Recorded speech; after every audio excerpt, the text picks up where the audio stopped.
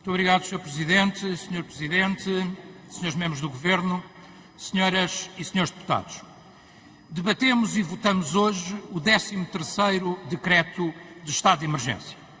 Fazemo-lo num momento em que, depois de Portugal ter sido recordista em número de contágios e em número de mortes por milhão de habitantes, a situação é francamente mais positiva. Mas se hoje é mais positiva, não devem existir dúvidas que isso se deve à aplicação de medidas de confinamento geral que o Governo, depois de muita hesitação e de falta de preparação, acabou por adotar.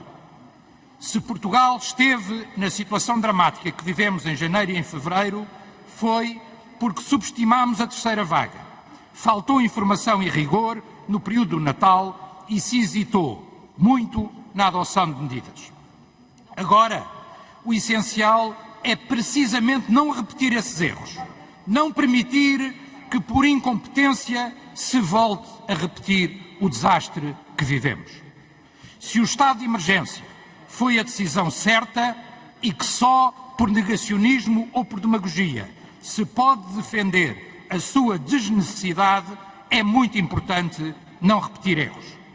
Não repetir na Páscoa os erros que foram cometidos no período do Natal e no início do ano. Não repetir o relaxamento.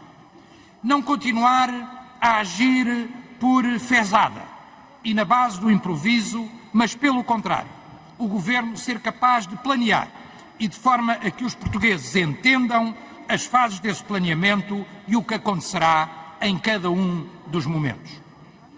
Esta discussão e o seu modelo são desde já um mau exemplo, porque de facto, ao fim de vários dias em que o tema tem sido o desconfinamento, debatemos aqui sem que o Governo tivesse apresentado ou dito o que vai fazer. E a comunicação social vai deixando com uma dica aqui e outra ali, procura adivinhar e especular. Mas o que é facto é que nós não conhecemos esse plano, temos a ideia que o Governo o fará mais uma vez em cima do joelho e, neste caso, temos até a ideia que nem em Belém se conhecerá qual é exatamente o plano do Governo.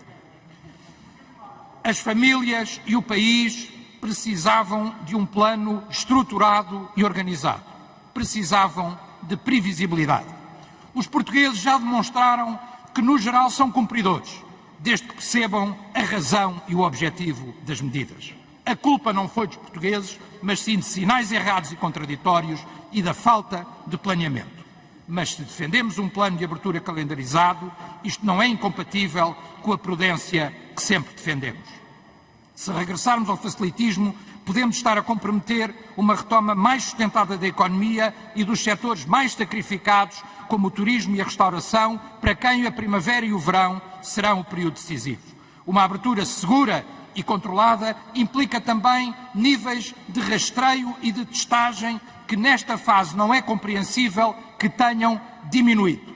Sobre os testes, é de resto de assinalar que o Governo tenha recuado e desistido de limitar a testagem às escolas públicas, o que significaria discriminar, mais uma vez negativamente, os alunos e as famílias do ensino privado, que muitas vezes escolhem a sua opção livre de ensino com muitos sacrifícios para o poderem fazer. É como se existissem dois países, o do Estado, o que conta, e o outro, o dos privados, que merece ser esquecido e ostracizado. Vimos isso na saúde, com a recusa de contratualizar, não aproveitando a capacidade global do sistema, ou melhor, só o fazendo quando a situação já era absolutamente desesperada. Na educação, ao hostilizar deliberadamente o ensino privado e as famílias que optaram por ele, como se o Governo se orientasse por aquele conceito que vimos recentemente de que há uma burguesia do teletrabalho que é preciso combater e que é preciso taxar e mais com mais impostos.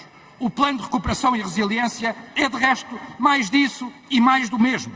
Aposta no público e no Estado, ignorando o setor privado. Dois países, o dos socialistas e o outro, o de todos nós. O problema é que quem produz riqueza, quem pode levar o país à recuperação e à normalidade, são os outros, são as empresas, são os exportadores, são os empresários, os comerciantes, esses sim são os que produzem a riqueza. De resto, esse plano tem logo à partida um defeito óbvio, que é o de não ter previsto os danos gravíssimos da terceira vaga. De resto, foi feito em junho e, portanto, não teve isso em conta. Não contente com isto, o Primeiro-Ministro veio dizer recentemente: esta crise representa o falhanço das visões neoliberais. Leia-se, nós, os socialistas, estou a terminar mesmo, Sr. Presidente, nós, os socialistas, é que governamos bem, os outros não. Isto é dito num país que durante semanas foi só o pior do mundo. E não só os governos de direita ou de centro-direita não fizeram pior, como em geral fizeram muito melhor. Na Alemanha, no Reino Unido ou na Grécia. Menos retórica ideológica, menos demagogia e mais competência não é pedir mais, não é exigir demais a este governo. Disse.